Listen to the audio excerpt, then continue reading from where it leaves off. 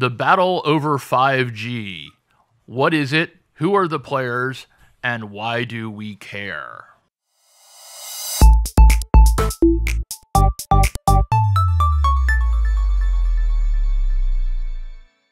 All right, so welcome everybody. We have a great team here to discuss 5G.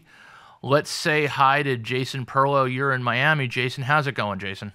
It's raining cats and dogs this week, and we're heading into wet season, unfortunately. I'm sorry to hear that. Yeah. Steven, you're in North Carolina. Are you also in the wet season?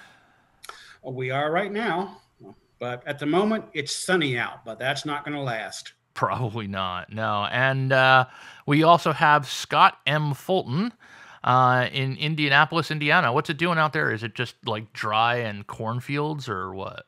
No. Actually, it's threatening to be a little rainy today, although Marco Andretti is holding fast at the top of the charts, the speed charts at practice right now. Well, that's for good. Everybody who's really interested in that sort of thing. What's he driving if these it days? rains, say? What's he driving these days? These days, he's driving the new chassis IndyCar, and his test speed right now broke 231 miles an hour for the full lap. Wow. Yeah, So car discussions are the fair game. qualifying speed record is 237. Ari Leindyke Sr. So we're headed that direction.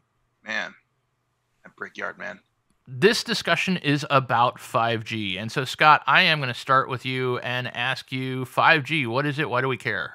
What it is an effort by the entire world's technology providers to come up with a respectable, reliable, viable system for transmitting any data at any speed over a fairly long period of time to millions upon millions of customers. Now, you might be thinking to yourself, wait a minute, we already have that, and we just sold 4G, didn't we?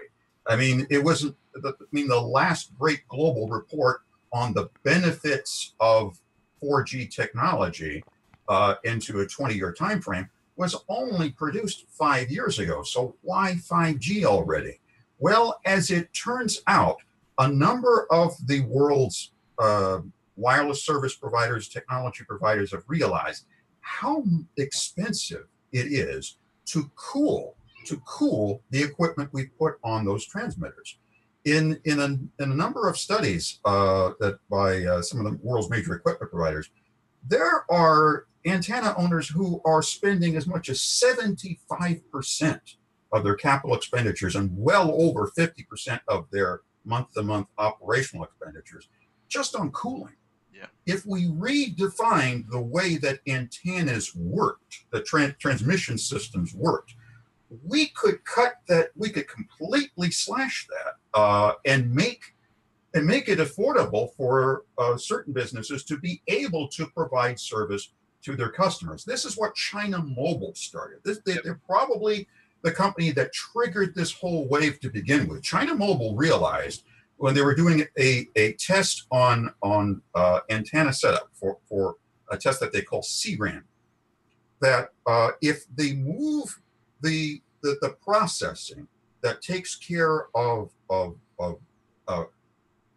effectively running the transmitter, if they move the processing area out of the box next to the antenna and move all that to the cloud and connect it to the antenna by fiber optic cable, they could, first of all, slash the operations cost of that box. From that box was a 3G box, by the way, but they could slash the operations cost by 3/4.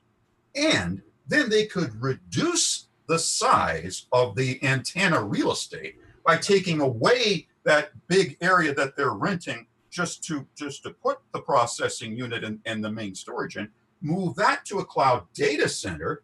And of course, yes, that has to be cooled, but there's a lot less expense involved in doing that. Well, this is what inspired AT&T and others to finally decide, okay, if we're really going to make our 4G plans viable, we need to rethink the way we do antennas. This is how 5G began. So since we have such high bills for 4G as it is, and since undoubtedly, the lowering of cost at the communications provider end isn't going to trigger down to us. Why would we as consumers care and want to upgrade our stuff or make all those changes? You know, what's in it for, you know, Joe Q Public? Well, the hope is instead of elevating the bills that we pay for our everyday phone service, the hope is that wireless providers can become a lot more like multi-service network operators, that they can provide different types of services, different tiers of services. That, for instance, they can do fixed wireline fixed wireless service that could replace wireline service in businesses and households. That they can go into some real direct competition with companies like Comcast, which runs Xfinity, Charter Communications, which runs Spectrum. They could actually, you know, provide better video service. And they're also looking at the possibility of sharing some of their fiber optic and data storage communication facilities, so that they can create a kind of an edge computing service. And we talk a lot about that in ZDNet over the last few months. An edge computing service that can, in certain aspects, go into competition with the major cloud providers, Azure, AWS, Google Cloud, and do some of the things that they're doing. So that gives me a great intro to bring in more sources of revenue rather than hike our broadband and our wireless. The edge is becoming more and more important, especially if we think about, you know, what's going on with network neutrality, because ultimately you want to take I think what we want as consumers and users of residential broadband and small business owners is the ability for us to have more control over our data, and, you know, and also to understand from a better perspective is, you know, for example, let's take a look at streaming services, right? You look at something like Netflix, or you look at something like Amazon Video, or even the things like Hulu, or even, you know, CBS has All Access, right? Which is how we watch Star Trek these days, right? The only thing on television, isn't it, Jason? It's the only thing worth watching on television. Okay, but you know, we have these things, these DVRs, right, which have, you know, huge, 400 gig flash hard drives that we can use instead of just direct streaming it from a cloud services provider. You know, we can store these recordings in high fidelity, local on our premises, and we could have sort of these networks of residential houses. So like if you have, say, 200 houses in your community, but everybody has one of these DVR devices hooked to their networks, right? At the edge network, you know, we can probably get, you know, a gigabit plus bandwidth, right? Because we're not going out into the internet, right? We're just within our local community. We can share files and data much faster than you need on the internet and not have internet congestion. So if you have the right content management system in place, it would be possible for example, if I had the Star Trek episode on my hard drive, right, and you had the right rights management stuff in place to prevent things from piracy from happening. You know, if my next door neighbor wanted to watch Star Trek, or somebody on the other side of town, you know, wanted to watch Star Trek, they wouldn't have to go out to the internet. They could use something like a BitTorrent like protocol to grab pieces of that episode from, you know, 20 different people in my town and access it to immediately, right? And not have to go out to the internet and congest the internet. So those are the types of things that you can do with edge networks, right? Because you have that intelligence and on the customer premises that you didn't have before. So who runs the edge network? Is that you know, community access? Is that Google? Is that Verizon? Or is that complete chaos? It's a good question. I mean, at the end of the day, it's who owns the last mile. But so, for example, in my community where I live in Florida, we have a local service provider owns all the cable infrastructure that is not Comcast, right? They resell Comcast bandwidth, but they're not actually Comcast. They buy bandwidth from Comcast as an upstream provider, and I'm not happy with these guys at all, right? You know, I pay like $100 plus a month for a gigabit connection that I may be getting 200 megabits, you know, if that. AT&T, of course, just, you know, ripped up my streets. They actually came in with you know, these tunneling machines that go right under your driveway, and they lay dark fiber cables. So in essence, the providers will be owning the edge networks. But I think in the terms of how this is important for 5G is 5G, obviously, not only do you have miniaturization at the towers, but this is supposed to be eventually a replacement or a similar type of standardization that is occurring with Wi-Fi. So today we have Wi-Fi standards like 802.11 AC, 802.11n, right? I mean, we know that a Wi-Fi device can talk to another Wi-Fi device fairly easily, especially modern Wi-Fi devices, right? I mean, we don't really care what exists at the access point in terms of vendor, who made it, whether it's a Linksys or if it's a Cisco or if it's a Netgear, it doesn't really matter. As long as you have Wi-Fi, right, you can have connectivity as long as you have the right type of access permissions, right? Similarly, what 5G is going to offer is much smaller transmitters, and they actually have to be smaller, and there has to be a lot more of them because of the frequencies they operate on. And the way that the radio technology works is they actually have to be closer to the device when transmitting, even though they can have a much faster speed. We're talking, in a gigabit plus range. Actually, ultimately, 10 gigabits, I think, is what I understand for fixed communications. Those types of speeds are possible, and in mobile speeds, up to a gigabit is possible. So what you're going to see is on premises, you might be able to put some of these essentially what we used to call them femtocells, but now they're going to be 5G transmitters that can be mounted, on a post, near your house. And as long as there's fiber coming in, right, the same fiber to the premises that you would have to deliver regular broadband, you can have fiber coming into one of these 5G nodes. You could have, hundreds of these in the community. So you have much better signal saturation. So you will be able to totally replace potentially your on-premises broadband equipment with a 5G transceiver. And the distinction between a mobile transceiver device and a fixed transceiver device will in the future will be no distinction. And ultimately, because there'll be standardization of these 5G technologies between the communications providers that make the chipsets for 5G, such as Qualcomm and Intel and Broadcom and some of the others, you won't have to worry about having a device like, for example, a Verizon phone that will not work on an AT&T network if you decide to leave Verizon. In essence, all 5G devices should be created equal because all the telecom equipment is being tested to be compatible with all the the mobile provider equipment, and in some cases they're the same people. Many cases. Are we looking at one bill now where we're not going to have both a cable bill and a phone bill? And are we going to be getting rid of our Wi-Fi systems as well? Are we going to just have one set of one set of connectivity, or is there something else? I think we're always going to need Wi-Fi, right? It's a ubiquitous technology.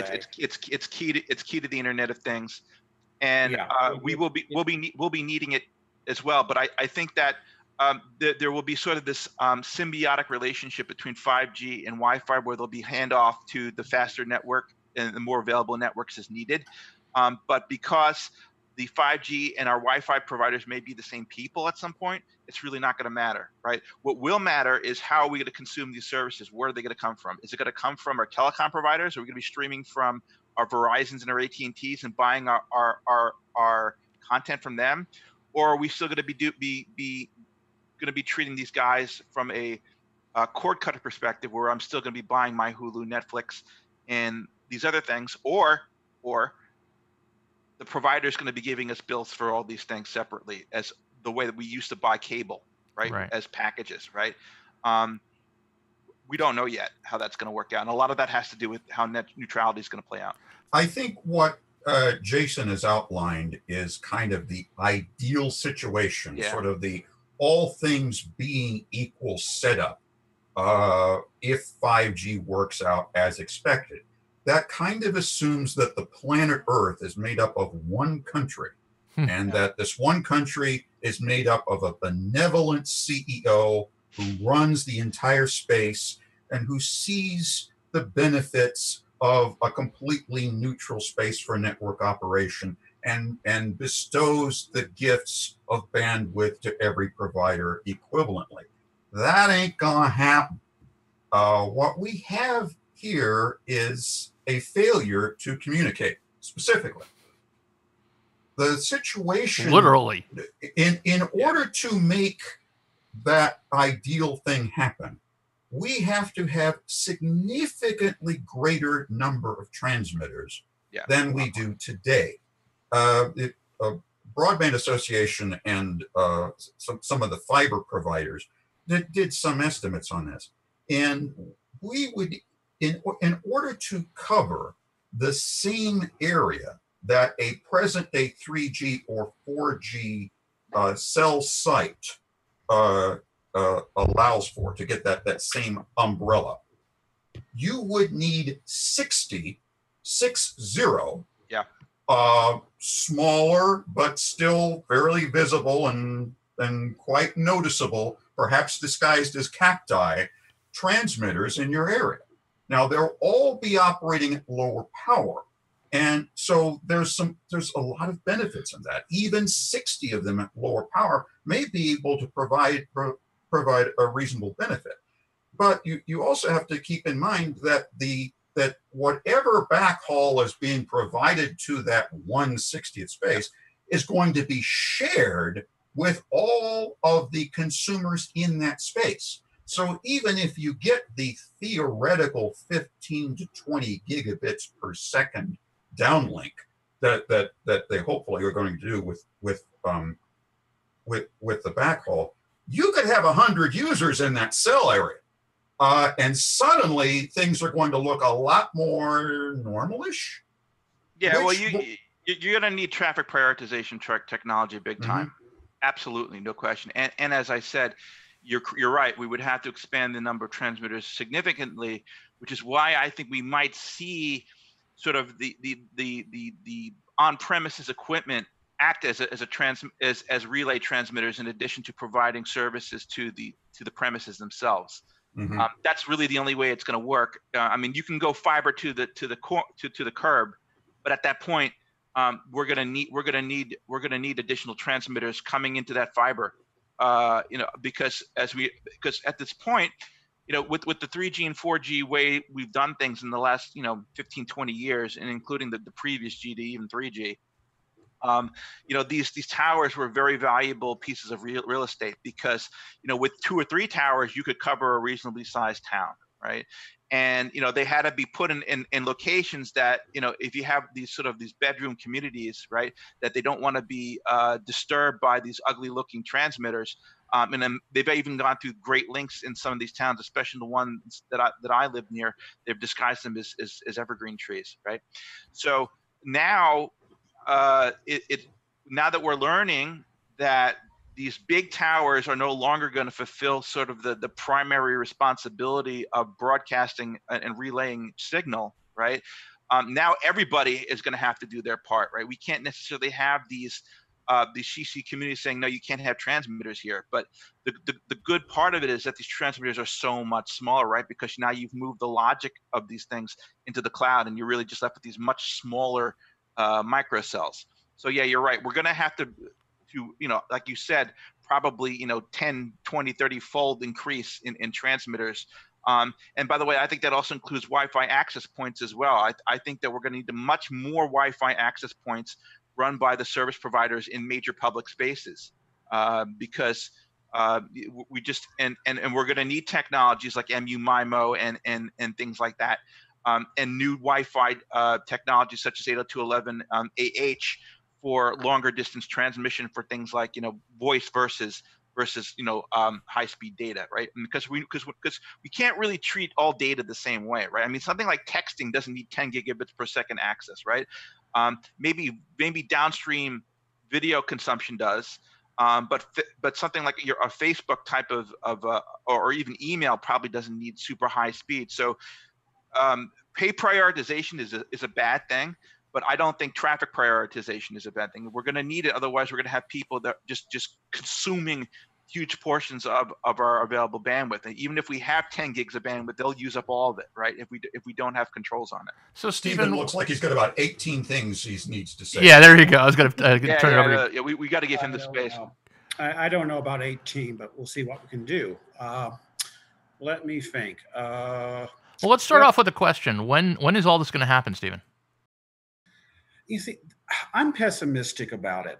And the reason I'm pessimistic about it is that this requires not just technology changes, it requires a lot of infrastructure upgrades.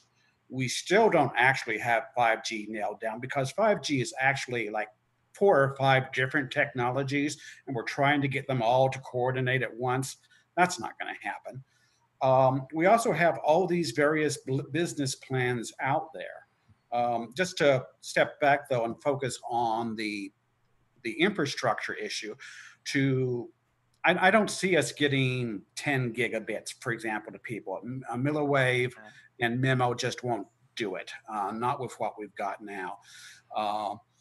But I could see 1 gigabit, but then still you got to drop the fiber optic cable every couple of 100 meters, which is fine if you're in Manhattan. It's fine if you're in a well-off community in Florida or New York or San Francisco.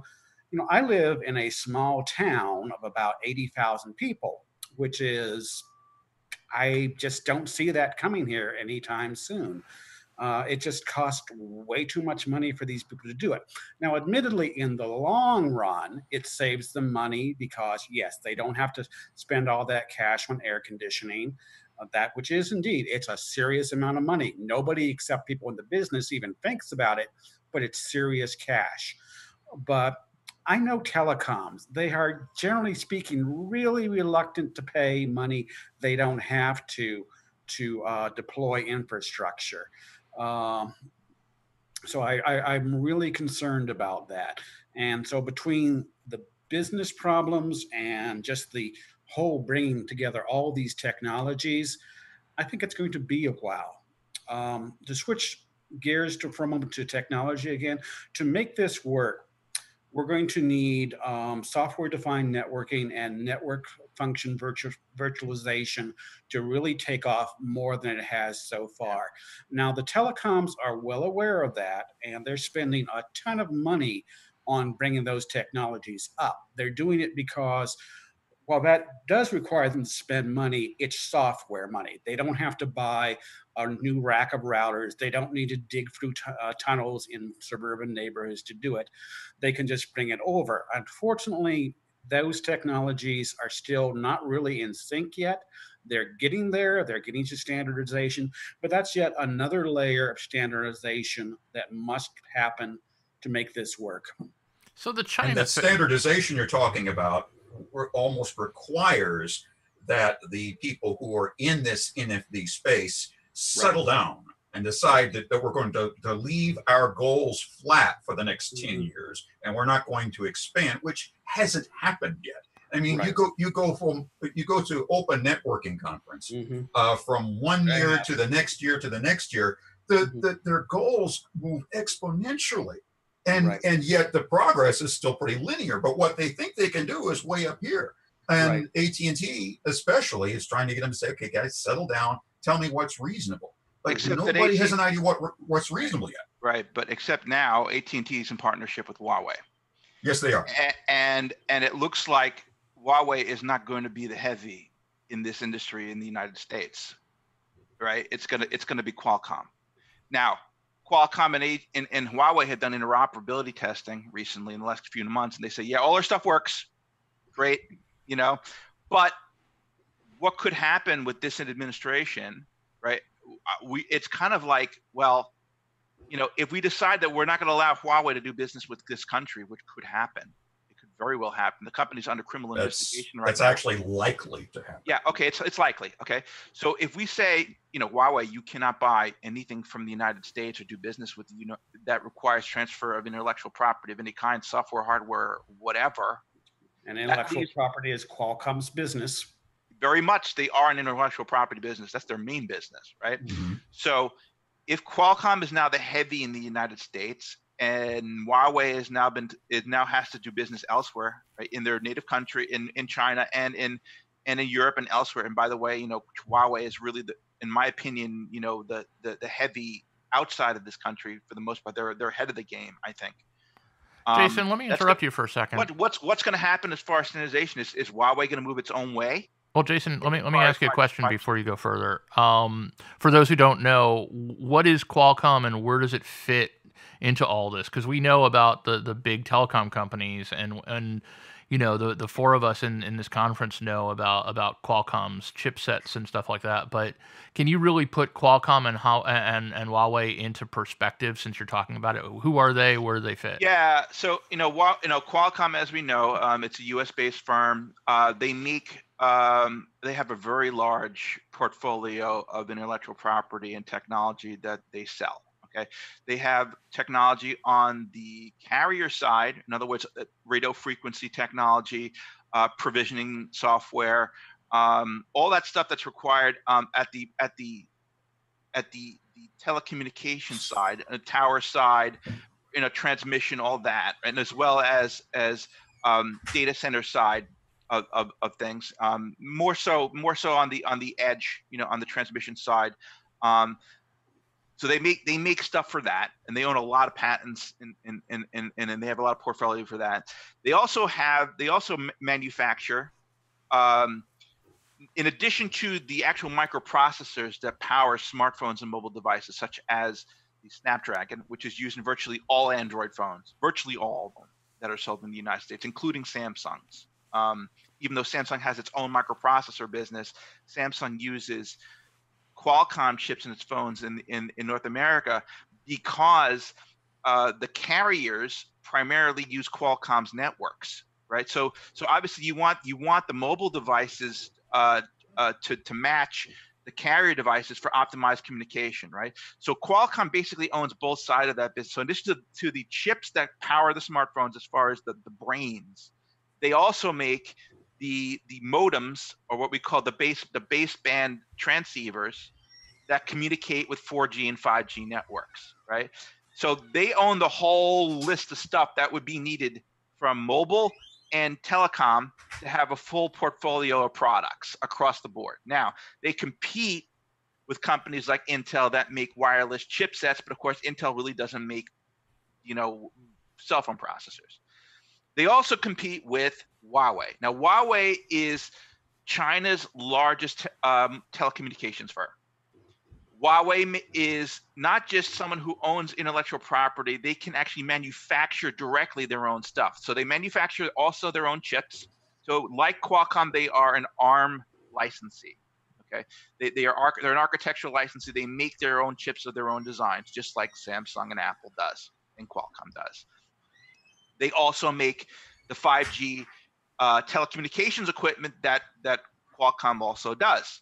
So in terms of being a competitor, Huawei is actually a gigantic company with a tremendous amount of influence outside the United States. So, Stephen, if we have a trade war with China, obviously that's going to affect everything, but will that get in the way of standardization for 5G? Are we going to have multiple 5Gs, the American 5G and the Chinese 5G, and neither shall communicate? Or is that really not an issue when it comes to the economics of this thing?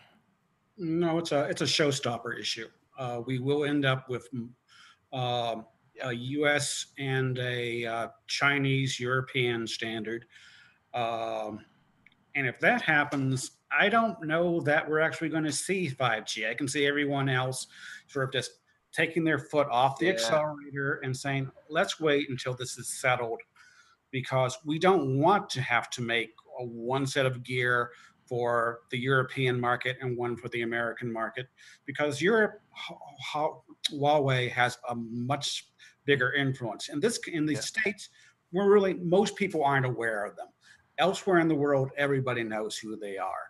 And it would be somewhat incompatible. There would be lots of lawsuits about it, and which would lead to more trade wars, because intellectual property is a really hot issue now between the United States and China anyway. So for there to be a true universal 5G, this has to be settled. All right, so I want to play devil's advocate here. Please. So far, I've not seen any benefit to users for 5G. It's just a way of the telecom companies who are already making a mint to save some money. Why do we Right. care? Why not let it go crashing into the trees? You know, why is there any reason that consumers, users, IT managers should even slightly care whether or not 5G makes it? In fact, it seems to me that since there's going to be so much infrastructure change necessary and so Right. much, local community build out necessary, why don't we want this thing to come crashing down rather than moving forward? Because the cost of the crashing down will be greater than the cost of the moving forward. Yeah, it would hurt us tremendously. It would screw up the whole economy. Why? It would screw up the economy, and it would screw up our rates at the end. It doesn't exist yet, so why? This is from AT&T's own executive in charge of its own antennas. We're referring to 4G. Our current model, he said, is unsustainable. How long do we mean unsustainable? 5 years.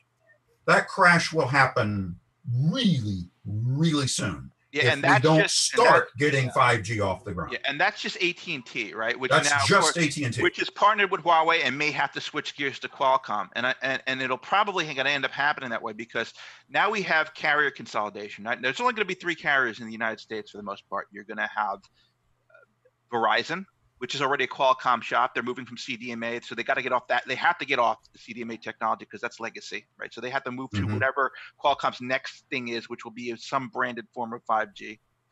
Then you've got this new Sprint T-Mobile, right? T-Mobile used to be GSM HSPA 4G technology. They're now merging with Sprint, which is also a Qualcomm shop, right? So and because of the way that their frequencies align on with both of them, they're likely to go to Qualcomm again, right?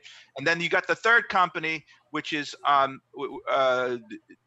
Yeah, you got Verizon. You're gonna have Verizon, AT&T, and T-Mobile. T-Mobile, Sprint, whatever it ends up being. Right. But basically 3 we're gonna be we're coming down to, right? We're really coming back to Ma Bell again, right? Really is what's happened, right? So no, because if it were Ma Bell, it would be government subsidized, and if it were government subsidized, things could be happening. But in terms of but in terms of very large monopolies, where consumers are going to have far less choices to deal with, that's what we've come to. Now, the good part about it is that if all 3 of these decide to use the same technology, there'll be some economies of scale in manufacturing of devices and things like that, and you could argue that there'll be certain cost efficiencies in doing things that way. Now, they're not really sharing infrastructure. They should. It'd be nice if they shared the same, dark fiber, but the same data center infrastructures and things. It's not unheard of. They're talking about it. I mean, it'd be nice if we had a single U.S. 5G network that was contiguous across all the carriers and everything talked great across them. But isn't that a single point of failure, especially if we're looking at cybersecurity issues? If there's a single infrastructure, isn't it much greater chance of that single infrastructure failing?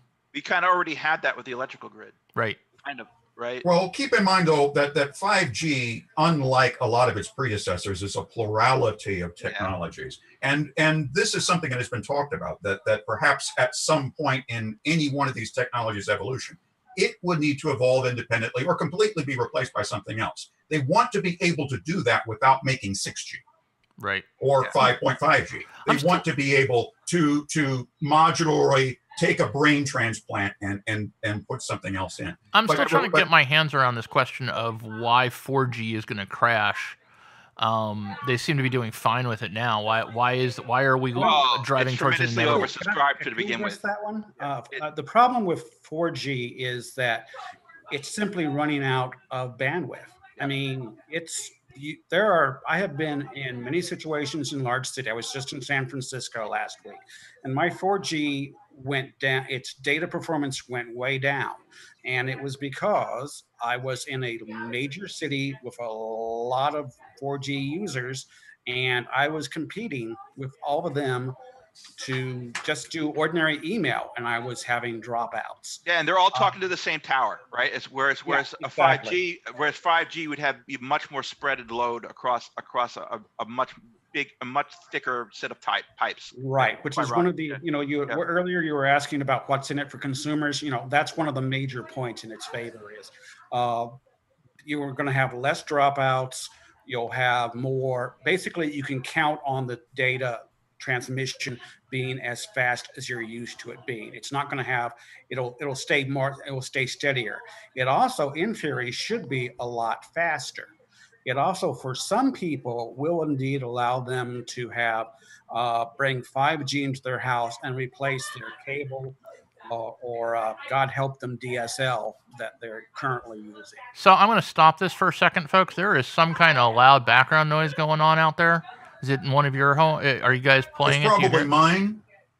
There's people talking loud. What kind of wild party you got over there, Scott? Come on, man. guys, I've got a recording going on, so can I Ladies and gentlemen, this is what happens when we do broadcasting from home. We work from home. Yeah, yes. It's fun because we have the equivalent of a broadcast studio from home, but we also have families at home. So anyway, let's continue up. I don't think I'm going to edit that out because this is the reality of our new tech is just what's going on. This is bandwidth clutter. You're actually hearing it live. Yeah, exactly. You know, I'm just glad that Pixel's not in the background barking. He's actually behaving himself for once. So, Stephen, you were continuing to talk about this. Reasons why consumers want it. Okay, more bandwidth, consistent bandwidth that's over 5G, that's fast enough and consistent enough you could replace your current landline with it. In theory, and this is all very much in theory, you should see lower cost as well. That one I really will believe when I see it, because I've never known a bandwidth cost to go down. It's just not in the nature of telecoms to ever cut prices. No. But he's right, though. I mean, ultimately, I in my years of consulting in the telecom and the data center industries, I have never seen bandwidth costs decrease, right? But I think that we're looking at costs beyond bandwidth that are of interest. So, like, as I was alluded to before, I'm a cord cutter, right? So I don't pay a cable television bill today, right? But what I do pay for is multiple streaming services, right? And for example, T-Mobile, one of the reasons why I joined T-Mobile was that they gave me a free Netflix account. So that's like a whole $10 a month worth of stuff, right?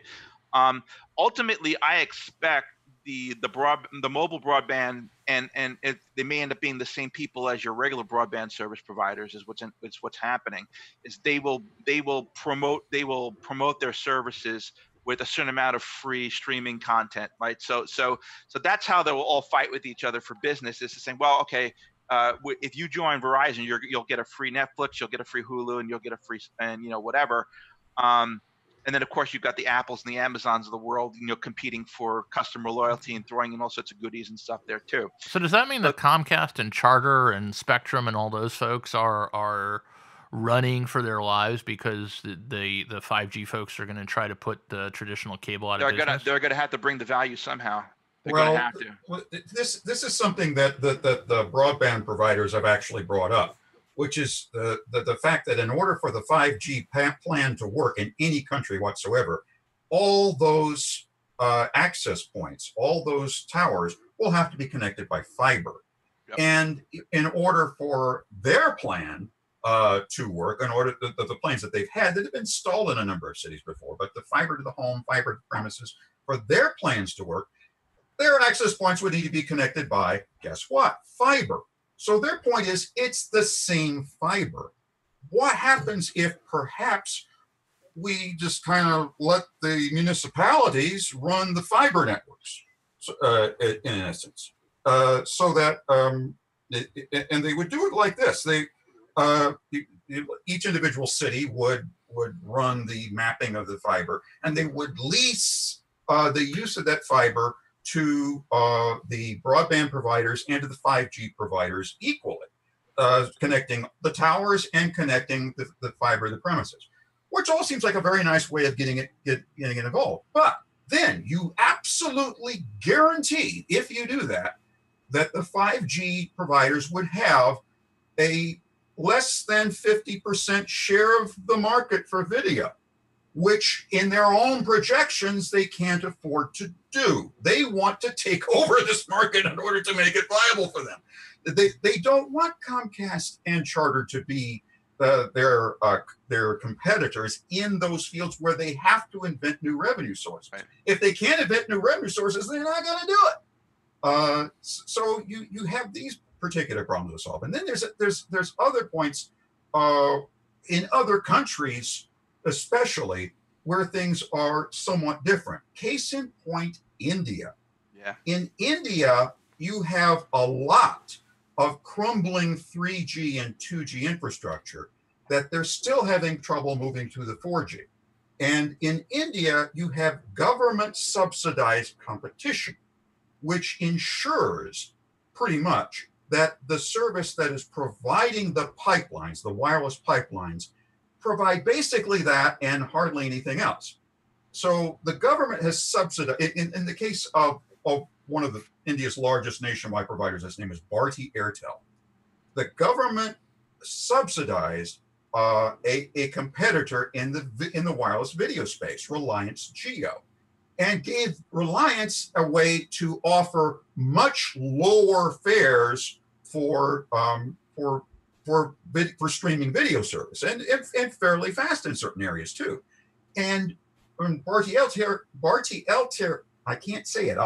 Excuse me, folks in India. Bharti Airtel cannot afford to keep up because the market rates have been artificially set low for them, and they are losing money. They're absolutely shedding money. Their revenues are something. I think I saw a report saying 53% year-over-year declines in revenue as a result of this move alone. What's happening in India is you're bottling your wireless providers to the point where they can only compete in one tier of service, just the basic pipeline, the basic level of service. And they can't open the revenue streams that they need to compete in other markets to be competitive. So they can't get the revenue sources and the savings they need to be able to upgrade the rest of their towers to 4G, let alone 5G. So this is a place where it's not happening. So they're looking to China for a way to go about this, a way to drop in towers in metropolitan areas that are like instant 5G, that could give them service that they've never, service levels that they've never had before. And when I say they're looking to China, they're looking to the emphasis from China Mobile, from Huawei, and from ZTE, which is a company we haven't mentioned here yet, and that's been in the news a lot lately this week. Yeah, Jason, you've been talking about ZTE a lot, both in terms of their leaving the country in supplying technology, and then President Trump's announcement that he might undo what was done and then what was previously done. Yeah, we'll see what happens. So for those who don't really follow this stuff, ZTE in the United States is the fourth largest manufacturer of smartphone equipment. You might not have heard of them because in a lot of cases their equipment is essentially white boxed, right? So like a provider might brand one of ZTE's phones as one of their own. Case in point, would be in the Canadian market and also in the Australian market. The Australian market's largest telecom provider is Telstra. They had 18 devices that were made by ZTE that they branded. They had to stop selling overnight because what happened was ZTE is actually a subsidiary of a much larger Chinese company, also whose initials are Z, T, and E in the equivalent Chinese words.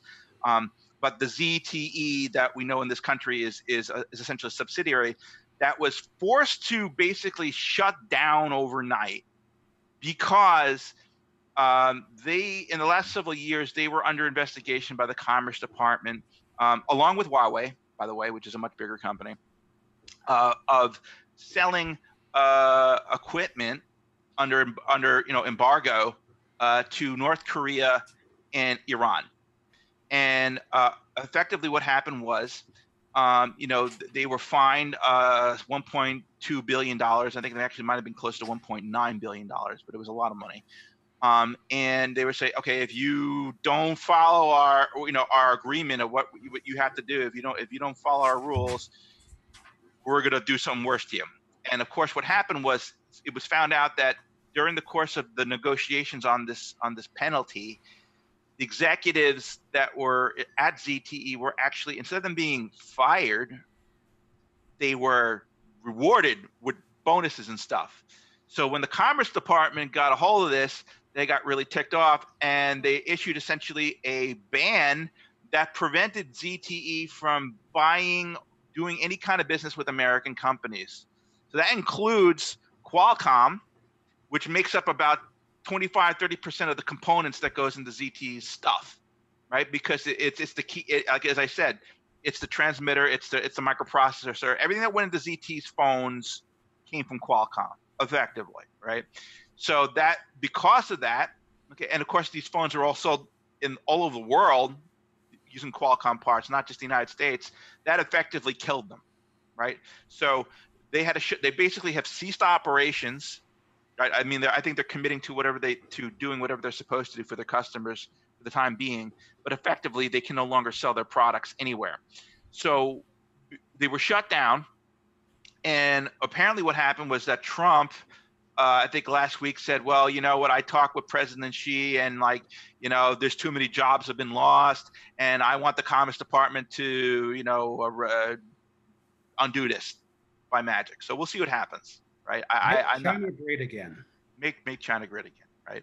So that's kind of like what we're dealing with. Right. And one part of me says, you know what, ZT did the crime, they should pay. Right. Yeah, absolutely. But at the other side of things is where I think that we don't want to reduce choice and part of the American consumer, because otherwise smartphones could get really darn expensive. Yeah, but we're dealing with communications issues, and this is a topic that I brought up a few times that I'm very concerned about in terms of the supply chain and our security. And this is an American-centric discussion, folks, in terms of what I'm about to bring up. So bear with it. This may not fit your country, but it might, because if you're in a European country or you're in another country that has a supply from a frenemy state coming in, there might be some issues. You're talking about the potential of spying. You're talking about, for example, we get a lot of our antivirus technology from Russia, and we have a friend / enemy / I love you, I hate you kind of relationship with Russia. We have the same with China these days. And so if we're dependent on that technology at the same time as we have an adversarial relationship with those countries, it is a potential problem. And with such a supply chain coming from China, and whether you want to say we picked a fight or they never behaved themselves to begin with, I'm not going to get into that political debate. We still run a substantial security risk, don't we, from all of those technologies that we're and not even necessarily because they might stick something in the routers, but just in terms of the availability of key technologies that we need to make our economy run. It's more the second, I think, than the first, because I don't see China spying on American citizens using products they're selling in the United States. They have a $1.2 trillion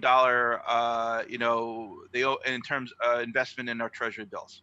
So I don't see them poisoning their own well by being discovered that they're spying on American citizens with the only equipment that they're selling in the United States. That just sounds like a stupid investment strategy to me, right? It's more likely that they could withhold the supply of technology to the United States by key manufacturers in China, which I think is more of a threat to us than anything else, if our relationship degrades. Because as we know, we may have companies like Qualcomm that have design chips for use in smartphones, but the reality is their stuff is made outside of this country. There's no fab in the United States that makes Qualcomm microprocessors. It's all happening at TSMC, which, by the way, has investments in mainland China, right? TSMC is a Taiwanese company, but they have infrastructure in China. Foxconn, even though they're also technically headquartered, Han High Precision Manufacturing, which is also known as Foxconn, is technically headquartered in, I believe, in Taiwan. Most of their manufacturing is in mainland China. Okay, so there's a lot of weird interdependent things going on politically. The global marketplace is far more complex than we think it is, And if we lose a supply chain of a critical component, right? Something like microprocessors. Yeah, you've got Samsung, you've got TSMC, you've got some other places outside of China that can make those things, but you also have stuff that's pretty much only made in China, right? Because of the way that China has been able to scale certain types of businesses, right? For example, battery technology, lithium-ion batteries, virtually all of them come from China for the most part. You look at RAM, flash, a lot of that stuff is also made in China, even though, yeah, you can get it from Korea and some other places. The most of it comes from those places. So, Apple doesn't make its own stuff. All that stuff is manufactured elsewhere. There's no such thing as an American cell phone. There's no such thing as an American IoT device. The cost that it would take for us to be able to make those type of plants in the United States would be just outrageous. We don't even have people skilled to work in those type of facilities in the United States for the most part. So here's the reality of the market we have now. Yeah. According to the wireless analysts, China as a country represents as much as 55% of the future 5G market. 55% in and of itself. But look what else is happening. The Southeast Asian countries, most predominantly South Korea, are reliant upon China. India is reliant upon China. Their technology mobility with 5G is linked directly to China. So they have a block, if you will, a technology block, which is it's very healthy. There's not, when I use that word block, I'm not trying to recreate the Soviet block here, but they represent at least 3/4 of the 5G consuming world right there in that technology block. Europe is waiting to see what happens with this technology standardization between North America and Asia before they go and commit, because the EU statements are that we, the EU, will not invest in government funding for 5G technology until the systems are homogeneous. Heterogeneity, they say, is a detriment to the system. They want a standardization or they want to go nowhere. So that leaves North America at 13%. We are not in a position to be making ultimatums at this point. And if we do so, if we say, if we really think we have the gall as a country to say, you dealt with North Korea, even though we're willing to start playing nice with them. You dealt with Iran, even though we were willing to start playing nice with them. We're not going to deal with you anymore as a technology block. We are going to sever our connection to the rest of the world. 5G will not happen in this continent and perhaps not anywhere if we keep that up. All right, so we are just about at the end of our time. So with that thought, let's go around the room. Final thoughts. What are you writing? Where can you be found? All that stuff. Let's start it off with Stephen and end it with Scott, because we started it in the reverse order. Stephen. What strikes me about this conversation is that it's not the technology issues, it is the government issues, the business issues, and the economic issues. We need to recognize what's really going on in the world in technology. American exceptionalism does not exist here. We have to work and play well with others. We just have to. Until we do that, while the technology problems are serious and they're there, we've got to solve these other things or 5G won't happen. And if 5G doesn't happen, then the major wireless telecoms are going to have problems delivering good service at a good rate. We're not going to see high-speed internet coming to our phones consistently, and the promise of 5G will have been wasted. And where can you be found, and what are you working on? Where can I be? I can be found at a couple of places. You can find me primarily at ZDNet, where I talk about Linux open source and networking issues. Also available on Computer World and a number of other sites where I deal with a variety of technologies. Basically, I guess you could call him an infrastructure guy, though, when push comes to shove. Awesome. Jason, final thoughts, and where can you be found? Yeah, so I agree with, obviously I think I have a bit more of a forward-looking, more of a hopeful view of how 5G can be deployed. But I agree with Stephen that this is fundamentally not a technology problem. I think that the technology providers have things licked as far as the fundamental stuff that's needed to make it work. The real obstruction is going to be political and economical, and our ability to cooperate with other nations. I think that as far as a Manhattan Project goes, this is probably the most challenging one we've ever had as far as international cooperation to try to make something work. So I hope we can make it work. I hope that we can see beyond our own petty, political things going on, and actually, have a better working relationships with the countries and the players involved in this entire thing, rather than making this a big drawn out battle that hurts consumers and it hurts businesses. I can be found on ZDNet on my column Tech Broiler that I've been doing for about 10 years now on ZDNet. So thank you everybody for reading and enjoying it. And I hope that I can continue to write these stuff for you in the future. I tend to write about a lot of different things: cloud technology, data center, and mobile technologies, and IoT has been my more recent focus. And Scott, final thoughts, and where can you be found? There are some technological hurdles to overcome to make the concept of 5G more viable. For example, millimeter wave, which is one of the ideas of getting very high-speed wireless coverage in dense metropolitan areas. In order to do that, we have to find ways of steering these microwave beams directly toward the customers who are going to be using them. And right now at a 5G conference, AT&T's and Intel's people explain one of the big hurdles they're facing in getting spread coverage in metropolitan areas. Stop signs. Stop signs are metal. Yeah. And when you get microwave beams real close to these octagonal pieces of metal, it reshapes the wave and it makes it almost completely cut out. So there are these wild technological hurdles that we have yet to overcome. I'm optimistic in saying that those things can be done. The technological hurdles will make a way through them. We'll be able to solve them. We'll be able to put 5G 64 multiplex antennas on our smartphones and be able to hold them however we want to hold them. Those things can be done if we solve the politics of it, because 5G has to be a global standard or it's not a standard at all.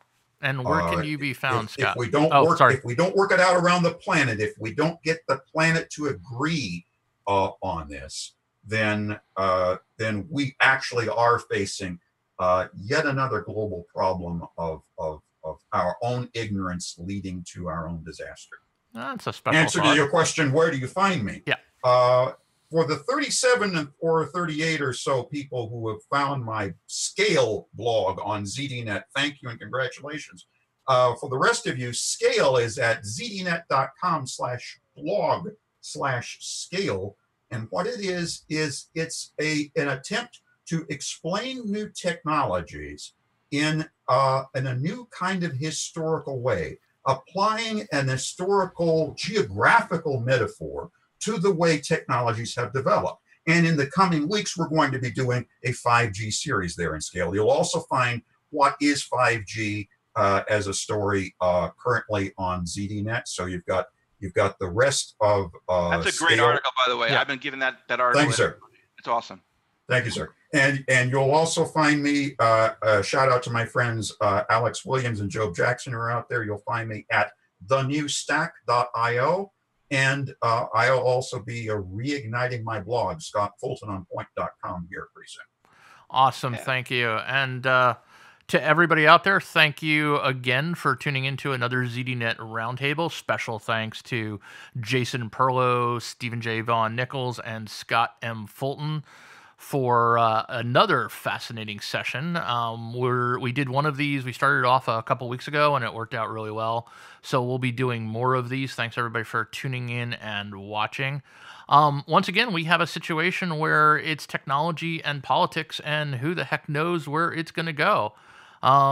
It's a plot, it's a challenge, it's a future that we really don't quite know where any of this is going to take us, which is another great way to say tune into ZDNet every day, because we're going to write the story as it happens.